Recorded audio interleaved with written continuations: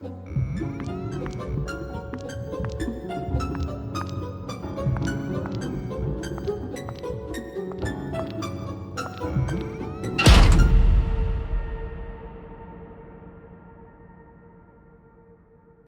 and welcome to Back of the Loft.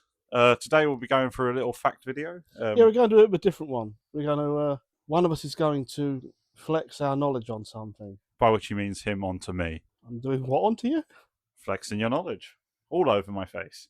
Let's go. So erotic. It's the perfect day to do this, because I've got to do a lot of talking. I'm doing this one. And I've got a bad throat. Yep. And I'm knackered from yesterday. Yep. We spent a lot of money on toys. Oh, we did, actually. That's all you need to know. It's good fun. Yep.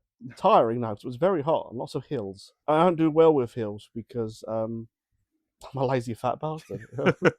I think I'm more built for Sega than built for anything else. Yeah. So anyway, you can't. He's just staring at me. It's creepy.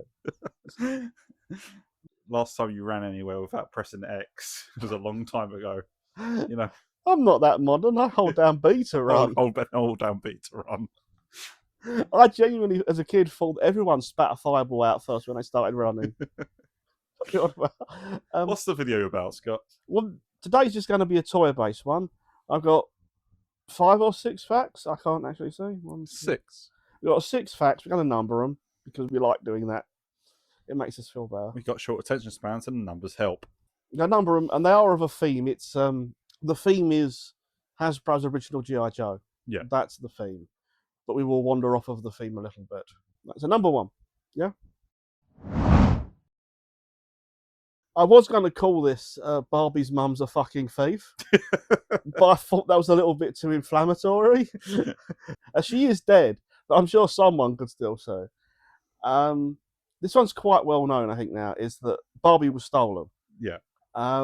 It was covered in Toys That Made Us. It's on Wikipedia now. So Mattel's days of keeping Build Lily in a box in the back of their storage and telling the staff not to look at it are all gone. But yeah, allegedly, according to her, Barbie was created by a woman called Ruth Handler. Yeah. Ruth Handler is the wife of Elliot Handler, who is the L in Mattel. Yeah. She actually ran the company while she was there. Elliot was the design guy, he was the creative, and she was the ball-breaking executive. She wrote a whole book about how she created Barbie, and now she's Barbie's mum. And everyone read it and loved it, and she kind of just took advantage of well-meaning feminists to make herself look like a really clever person. Yeah. It's best sort of, I'd make her look a very creative person anyway, because her story it's exactly what people wanted to hear. It's this woman who ran a massive toy company in an era where women didn't do that. She's in the 50s and the 60s, and you know, she dealt with men all the time. She dealt with the sexism of the business world, and she created Barbie. She did not create Barbie. I'm not even 100% sure if her coming up with the idea to fill the gap in the market that Barbie filled was her. Was her idea. Because Jack Ryan, we'll talk about in a minute, he says he was there as well. But officially, Ruth and Edith's kids, who are called Barbie and Ken. Yeah, of course they are. Barbara and Kenneth. Allegedly, what happened was Barbara Handler was playing with paper dolls, and from that, it was devised that there was a gap in the market for what we now call fashion dolls. Yeah. So not baby dolls, not Chatty Cathy and all that sort of stuff. What actually happened is, while away in Germany, Ruth Handler saw a doll in a window called Build Lily. Build Lily was a doll for adults made from a cartoon strip that appeared in the newspaper, The Build. Yeah. And I'm going to butcher his name, poor bloke. The guy who actually created Build Lily, so the actual creator of Barbie, technically, is Reinhard. I can't say surname. It's Reinhard Bufian. I think is how you pronounce that. He was just the cartoonist who drew the cartoon strips in The Build. I say just, but he did design one of the most famous things in the world. So that was exactly what they were looking for. It was, and that is also why originally Barbie was such weird proportions, because Bill Lily's a cartoon character. She's a caricature. She's more like Betty Boop. So old Ruth sees these, buys about 3 and takes them home, gives them to her R&D guy, who's Jack Ryan, who wasn't a rocket scientist, sadly. No. He was a missile scientist. Has Barbie been a rocket scientist? She's been an astronaut. Yeah, that'll do. They've genuinely poached Jack Ryan from a military contractor down the road, because Mattel's based in California, and they're just up the road from like NASA, places like that. When they made Matt Mason, they just went right up the road and said, "Can we look at your stuff?" They were like, "Hell yeah, you can make space toys using us." Right. And the same thing happened for Action Man when Palitoy went to do Action Man. He said, "Oh, I'm going to have terrible trouble getting the army stuff. It's all classified." He went to an army base. Now just like, "You're going to make toys? Really? You make toys? Yeah. What do you want to see? Get your measuring tape out, mate. Like, it's handling guns and all this stuff. Like, this is the nuclear button." yeah. Just press it like this. Watch. Yeah. And Jack Ryan, he didn't do much. He basically changed the face a little bit and sanded the tits down a bit. But he's Barbie doesn't have a mum. Barbie has 2 dads. Yeah. Reinhard and Jack Ryan. Which would have been a lot more progressive than it would have been, right? It would have been wonderful for the time, you know. But Ruth Handler wanted the credit. Jack Ryan's a fantastic story. He gets a lot of coverage in that Toys That Made Us Barbie. Yeah. He's the one that, with his money he got royalties from Barbie, until the handlers just decided to stop paying him. They wanted to stop paying. They didn't want to pay him anymore. So they just stopped paying him. Took him to court over it. But he's the one who turned his house into a Barbie pink castle and married Zsa Zsa Gabor. He became Hugh Hefner of toys. Like, Jack Ryan was awesome. Jack Ryan was a bloke. He was a blokey bloke. He shagged his way around America. So yeah, the fact is ultimately that Ruth Handler stole Barbie. Yeah. And got someone else to develop it, and then said that she created Barbie. And then she got done for fiddling the books. Of course. This is, again, I think it's more well known than it used to be. G.I. Joe's the first action figure. Yeah. Because the term action figure was invented for G.I. Joe. There are toys before G.I. Joe that you could call action figures, but they're not, because the term didn't exist. You get a lot of, mostly men, all men, really, who like to go on about what an action figure actually is, like what defines an action figure. I know Scott Knightley, Inspector Creative, did one, but it's bollocks. Yeah. What makes an action figure is entirely arbitrary. What makes it an action figure is that the company selling it called it an action figure to sell it to boys. Yeah. There's always people go, oh, you know, action figures don't have rooted hair. They're rooted hair. Action figures have got to have articulation. That's not true. Wrestling superstars didn't have articulation at all, and they were action figures. They can't be bendies, which isn't true. Matt Mason was an action figure. It doesn't matter what category you come up with. There's an exception to it. Yeah. Action figures are simply whatever the company wants to call an action figure, so boys will buy it, so they'll put it in the boy aisle. Yeah. Because there was, for a time, and this doesn't exist anymore, which I think is a bit sad, because I really like them. I bought one yesterday. They were called posables. That was the official term for them. And they were literally just action figures that the companies wanted to sell to both sexes. Like Care Bears had one, or we went to a girl. Care Bears had them, Wuzzles had them. I bought a Rainbow Bright one yesterday. And they're exactly the same as a regular action figure. There's no difference, except they're called posables because they were sold to both genders. To a different market, yeah. I have a complete... You bought me my last Care Bears posable. I did. Which was Champ Bear. Yeah. I love those Care Bears posables. They're really cool. Yeah, so anyway, G.I. Joe. G.I. Joe was created by a bloke called Stan Weston. He was an licensing agent, which are like middlemen. You pay them to get your stuff licensed by other companies. Yeah. And he would go on to handle quite a few things over the years. But he claims that the inspiration for for G.I. Joe, tell I'm British. He claims the inspiration for G.I. Joe was 2 things. One, Barbie. Yeah. His thought was really just basically, why don't we do Barbie for boys? And the other one was he ended up accidentally getting himself gifted an entire collection of Britannica encyclopedias. Okay. When working with Britannica. And he obviously went through the military stuff. But apparently he was just sitting around in a meeting one day. I was like, why don't we do Barbie for boys? And the answer, of course, is everyone gave him was boys don't play with dolls. No. So he shops it around and he takes it to, it's Don Levine, isn't it? Is it Don Levine? He takes it to Don Levine, who was head of R&D at Hasbro. They knew him. They worked together before.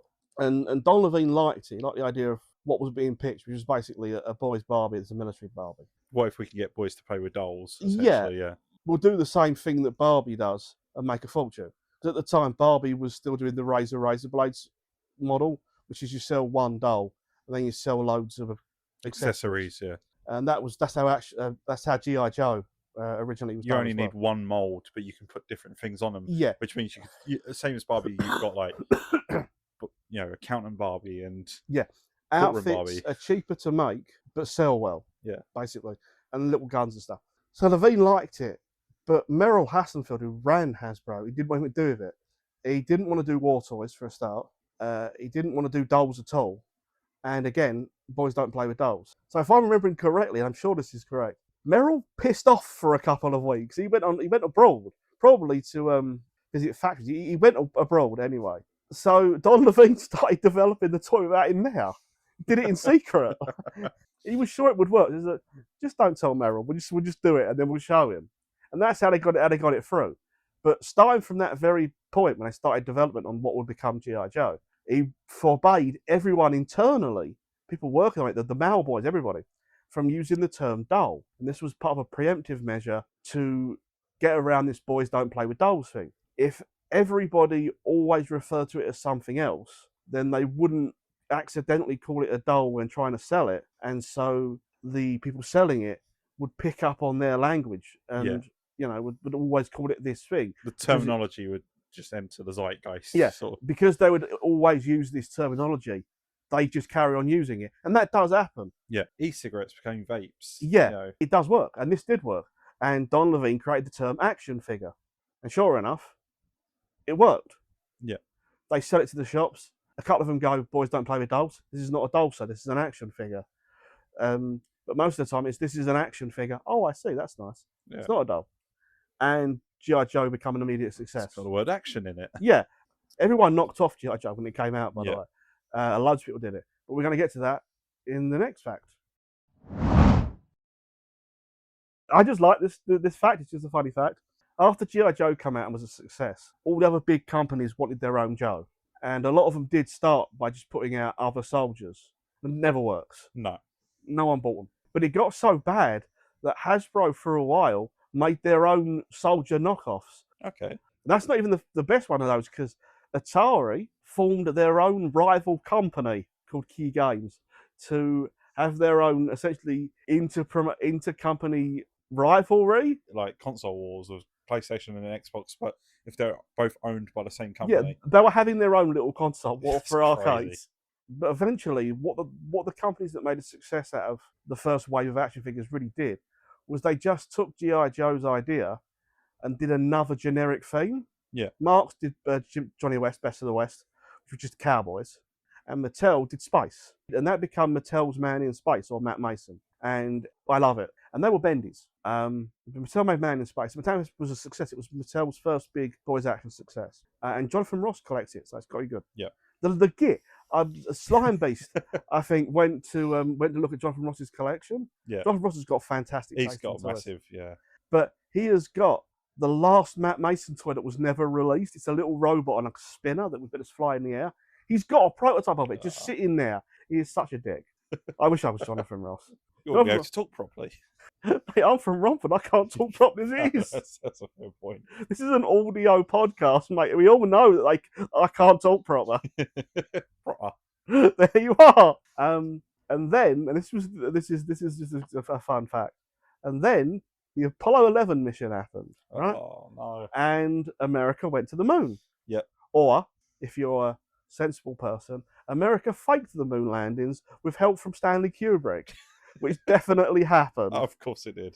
The point is, Apollo 11 goes to the moon and lands. And everyone watches it on telly. It's very exciting. It's 69. And there's nothing there. No. It's just the moon. It's just rock. There's no lunazons. There's no monsters, no aliens. There's no giants. There's no mice. And everyone They have to wear helmets. Yeah. And everyone goes, America anyway, goes, shit, space is boring. And sales of space toys just die automatically in '69. And Matt Mason just dies. Just no one buys it. Everyone went, wow, space is dull. Yeah. And Mattel were just knackered. They made a small. They made another line called Sea Devil, which I quite like, which is just Matt Mason underwater, and that didn't go anywhere. It just failed. Got a good wind-up shark in it, but it didn't do anything. Eventually, they came back with Big Jim, but no one's been up there to build anything yet. Yeah, what were they expecting? They wanted aliens. They wanted giants. Yeah. They wanted lost civilizations. And what they got was rocks. Yeah. Rockets are still cool though. Yeah, the ones that didn't explode. The ones that, yeah. The non-blowy uppy kind are very fun. And funnily enough, the same thing was happening to G.I. Joe, because G.I. Joe was military themed entirely at this point, and Vietnam was happening, and there was a push against militarism in all forms. Yeah, and that included even kids' toys. Yeah. So G.I. in the late '60s and '69, G.I. Joe reformatted to the Adventures of G.I. Joe. This toy comes with a little packet of Agent Orange. Please do not inhale. I'm actually drinking a drink called Orange Crush. Orange Crush. Crying women and children sold separately. If you buy the big pack, you get a little killed Vietnamese child in the bottom of the pack. Buy him. Diddy Mao. Diddy Mao. So number 4. This is just a silly fact that I quite like. I just like the logic behind it. Jim Shooter was editor-in-chief at Marvel. Yep. And he bumps into someone whose name I can't remember. I haven't got a note for it. He bumps into someone from Hasbro. And Hasbro have decided to bring back G.I. Joe as the little 3 3/4 inch figures. Yeah. What we now call G.I. Joe, a real American hero. Anyway, Jim Shooter agrees to meet with them to do a G.I. Joe comic and help develop the toy line. And the writer he brings to do it is Larry Hama. Yeah. Larry Hama is a really underrated comic writer. He's very good. He spent over a decade on G.I. Joe and came back years later as well. He wrote Wolverine for about a decade, did loads for Wolverine. He wrote during the real hot period in the early 90s for the X-Men. He wrote Mark Silvestri's run and Andy Kubert's run. It's artist. Larry Hama's really good. Larry Hama comes with him, and Larry Hama has 2 really important effects on Real American Hero. For starters, he got women added to the line. Yeah. They hadn't thought of that. And so that's why Scarlet and Baroness are in it. And I think that without Baroness, and specifically Baroness's catsuit, a lot of boys would have paid less attention to G.I. Joe Real American Hero. But more we can play with dolls now? No, they're action figurettes. Action figures. And most importantly, Hammer says sort of the most important question that should be asked, but was, who do they fight? Yeah. Because up until the late 70s, it really wasn't the done thing in America anyway. We were doing Nazis by this point in Action Man to make villains. Yeah. Mego, one of the few things that Mego actually revolutionized was that they made bad guys. They had the Green Goblin, the Lizard, and that, and the Joker. But of course, for a comic, you need villains. And Hasbro go, I don't know. They ain't thought of that. Generic army men. But luckily, Larry Hama had a project, a pitch that he was working on for a junior version of Nick Fury's kid. Yeah. Leading a special forces team for S.H.I.E.L.D. So he basically just turned Hydra into Cobra. Oh, smart. And of course, without Cobra, the line wouldn't have been a success. No. Without the Boys Good versus Evil play pattern, it wouldn't have worked. And without Cobra Commander, like, no one would care. No. Cobra Commander has done as much to keep G.I. Joe, Real American Hero, in the public consciousness as anybody. He's a great character. Great villain. So yeah, so Larry Hama is really important to Real American Hero. But the reason he got brought along is because he'd been in the army. Shooter just went, "You were a soldier, weren't you?" "Yeah." "Good, come along." You can fact check our bullshit. Yeah. Hammer had been in Vietnam. Yeah. He was. I actually got written down what he was, because he had a really cool job. He was a firearms and explosives ordnance expert. Oh. He was in charge of handing out bombs. Yeah, basically making sure they're all in top shape and Larry Hammer's. I've met Larry Hammer. He's a marvelously nice person. He's Yeah. such a nice bloke. And he's also a G.I. Joe figure. He's Tunnel Rat. Really? Yeah. Oh, wow. GI Joe, because GI Joe was so successful and they put out so many figures, they were making key people into GI Joes at one point, Yeah. and they made a Tunnel Rat. That's cool. That's why Tunnel Rat's one of my favorite GI Joes as well. Yeah, but I just love the idea that, like, yeah, you know what you're talking about, don't you? Do I? Come along. Come on. Again, he worked on it for 10 years, made it an incredible success. And all because he was in the army. It just amuses me. Anyway, carry on. Right, this is the main fact. This is number 5. This is the main body of this for me. This is the big thing. It's going to take a little while to go through. The fact in its most summarized form is GI Joe made Transformers. Yeah. Or Transformers comes from GI Joe, not because GI Joe was a success like it was, and Hasbro ended Transformers. Transformers is literally a spin-off of a spin-off of a spin-off of GI Joe. Really? Yeah, right. It's not done today, but back then, this is very late 60s. It was very common for a company in one country, even America, to to sell the rights to, technically, to a company in another country and let them do what they want with it. Effectively, they were localizing it. Yeah. But they would change it to wherever they felt fitted their region. Kind of like America, Saban got Power Rangers, Super Yeah. Sentai from Japan. Pretty much the same thing, Yeah. only with toys. Yeah. And even like Star Wars was done with. Even like licensed toys would be sent. Mego would license their licensed toys over to British firms like Palitoy and Dennis Fisher. So Hasbro have got this big success with GI Joe, so they do this. In the UK, of course, they license it to Palitoy and it becomes Action Man. Action Man becomes a British icon. We all try and forget that he's really American. Like the Statue of Liberty is really French. GI Joe is really American. And again, they changed that. That's a good example. They changed it so much. Starting with 1970, they made it really British. Yeah. Well, they did the same in Japan. And that was a company called Takara. And Takara aren't as well known as anymore because they merged with Tomy. Oh, wow. Yeah. Takara Tomy in Japan is still Takara Tomy because Takara was actually the bigger company. But over here, we mostly know Tomy. Yeah, we just know so Tomy. So they just put Tomy on the boxes, really. But Takara were a big firm.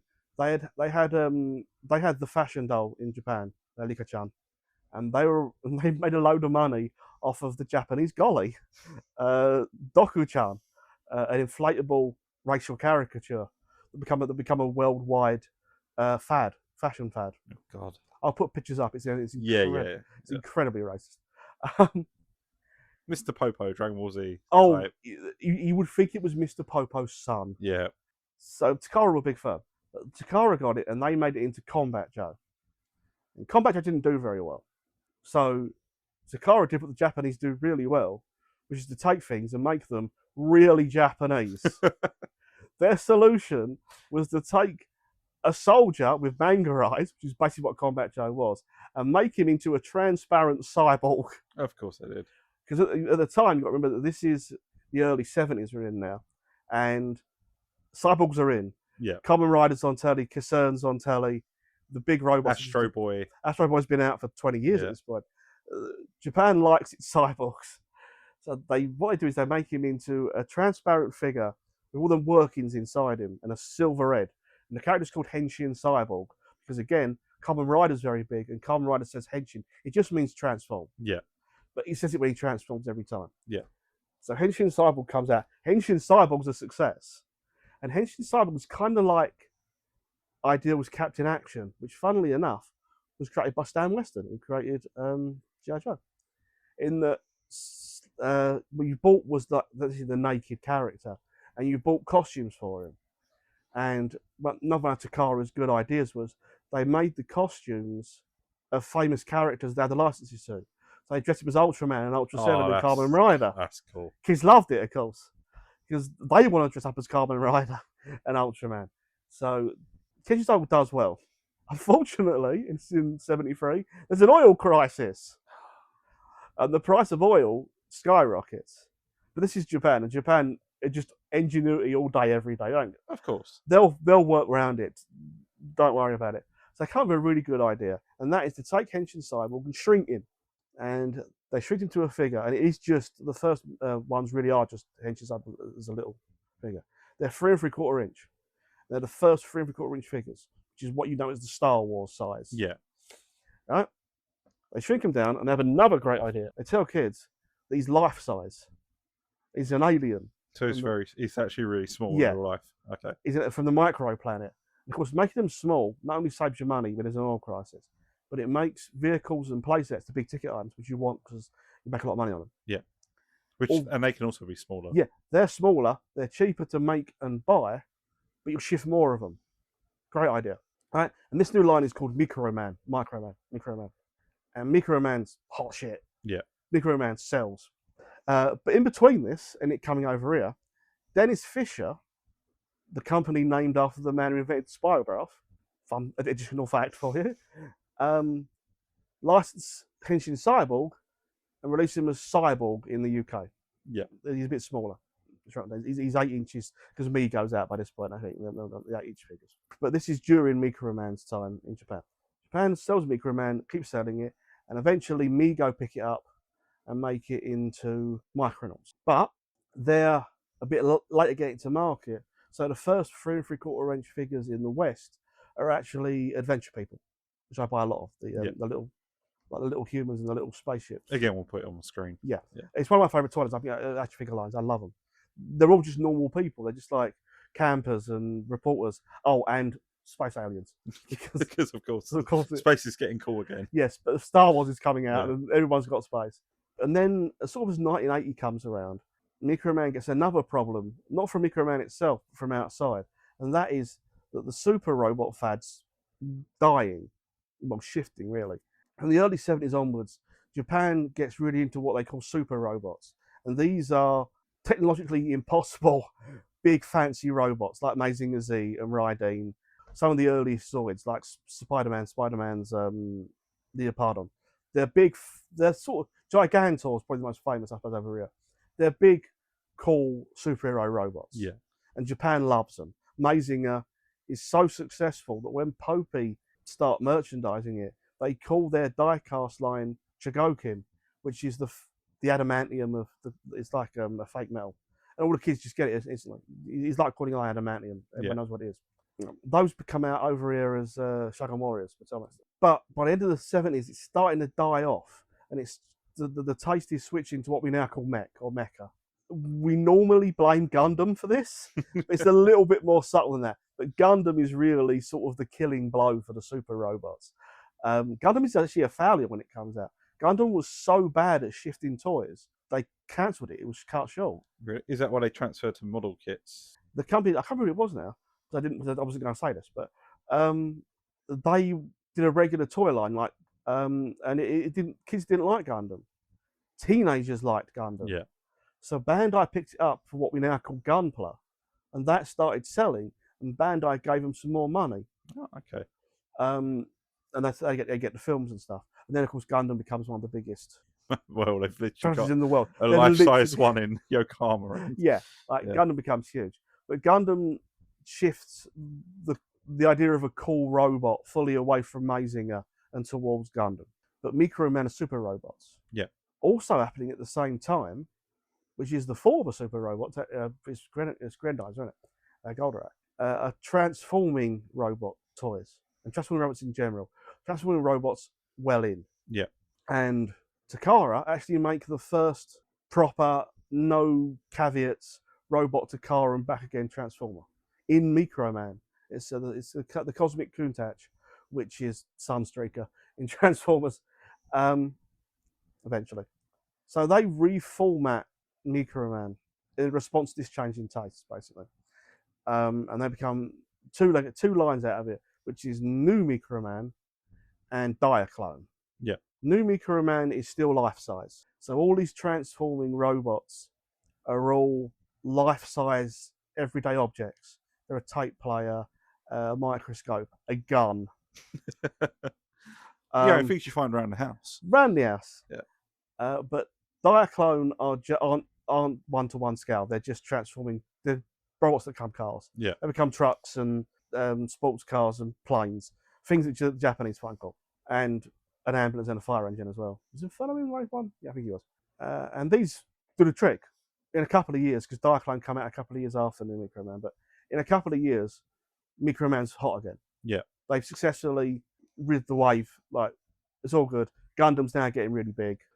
Still got a few years before Evangelion comes out, but Mecha is the thing, and Takara is safely behind it.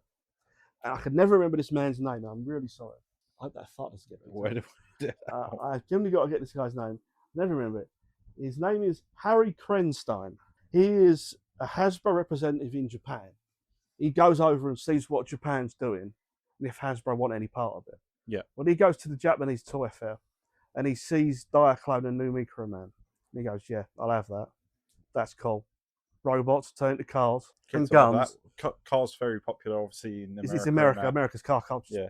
Been huge since the 50s. So he gets Hasbro to license it. No one complains this time. Stephen Hassenfeld is in charge at this point. The guy who died of AIDS. Meryl's son, Meryl's oldest boy. They bring him over, and they become the Transformers. Yep. The Diaclone cars become Optimus Prime and Jazz and Bumblebee and that. And the New Micro Man becomes Megatron, Soundwave, and Perceptor is the microscope. And they don't put them out initially, and that's the next fact, the last fact for this video, because it's quite a good fun fact as well. Fact 6 basically boils down to Tonka got its Transformers knockoffs to market before Transformers. So GoBots came first. Yeah. That's the gag, right? What Hasbro did is they did the same with Transformers they did with G.I. Joe. They went to Marvel and co-produced it with them. Yeah. And Denny O'Neil named Optimus Prime. He's a famous writer. He worked on Batman and Green Arrow. And this time it goes to, he gives them Bob Budiansky. Marvel have currently got 3 toy properties they're doing stuff for. They've got Bill Mantlo on Rom and Micronauts. And Bill Mantlo's a fantastic writer. He did 10 years on Hulk. He's a really good writer. They've got Larry Hama on G.I. Joe. He's another very good writer. And they give Transformers to Bob Budiansky.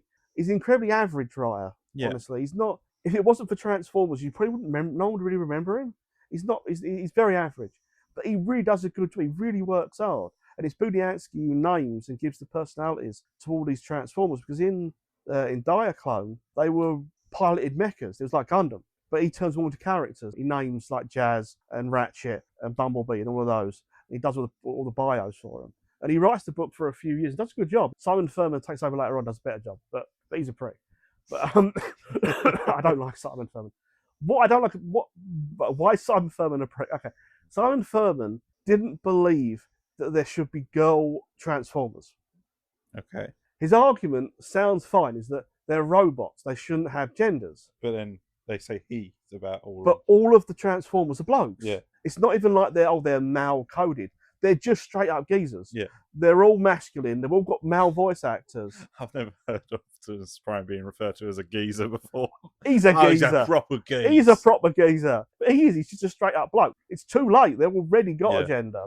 So he basically, you know what? I'll do a separate vid. I'll do another fact on the end of this. Okay. But because they spent so long developing Transformers, the comic and the cartoon and the toy all together, other companies get word that Transformers is going to happen. And Tonka, of all people, who are not really known for they're known for the trucks. Tonka trucks. No, the trucks. They go back to Japan and get their own line to bring over. And it's Machine Robo by Popey, was it? Yeah, Popey. Yeah, Popey. It's Popey's Machine Robo. Popey were the people who made Chogokin, Popinka, and the Jumbo Machiners, which become Shogun Warriors. They were a big company for a while. They're gone now. But because Tonka don't put as much effort into developing the line, GoBots comes out before Transformers. It's even got a show. Hanna-Barbera made the show. And of course, Hanna-Barbera are notorious for cutting costs. Yeah. You know, guys, people who don't know, the reason that the Hanna-Barbera characters wear ties is so they haven't got to draw new cells of animation. They just put a new head in. Yeah. And use the tie as a cut-off. Keep animating the head, but the body stays the same. Hanna-Barbera might have invented Your Childhood, but they were notoriously cheap kids. But it worked. So. It did work. So yeah, bonus 7th fact. RC, the most famous female Transformer, is canonically trans in at least 2 Transformers canons. Okay. uh, to the point that I saw a wonderful meme. It was a picture of RC with a gun, and some twat going, "Oh, apparently RC's trans now. Can we not have any normal women in fiction?" But that is a bright pink alien space robot firing a gun.